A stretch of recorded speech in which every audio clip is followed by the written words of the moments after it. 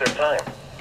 The National Weather Service in Wakefield has issued a flood warning for Greensville County in southeastern Virginia, Isle of Wight County in southeastern Virginia, James City County in southeastern Virginia, Southampton County in southeastern Virginia, southeastern Surrey County in southeastern Virginia, central Sussex County in southeastern Virginia, York County in southeastern Virginia, the city of Emporia in southeastern Virginia, the city of Hampton in southeastern Virginia, the city of Newport News in southeastern Virginia, the city of Pocosin in southeastern Virginia, until 4:45 p.m.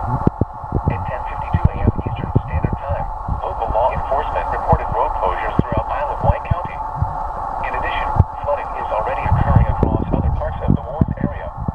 Between 3 and 5 inches of rain have fallen. While the heaviest rain has ended, additional rainfall amounts of 0.5 to 1 inch are possible in the Warren area during the next several hours.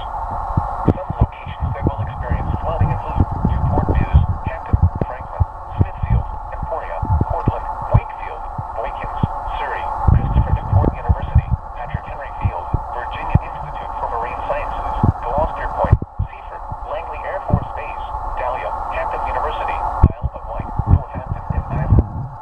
A flood warning means that flooding is imminent or occurring. All interested parties should take necessary precautions immediately. Turn around. Don't drown when encountering flooded roads. Most flood deaths occur in vehicles. Repeating, an aerial flood warning has been issued until 4:45 p.m. Eastern Standard Time for the following counties. In Virginia, Isle of Wight, James City, Southampton, Surrey, Sussex, and York, and the following independent cities. In Virginia, Hampton, Newport News, and Pocosin.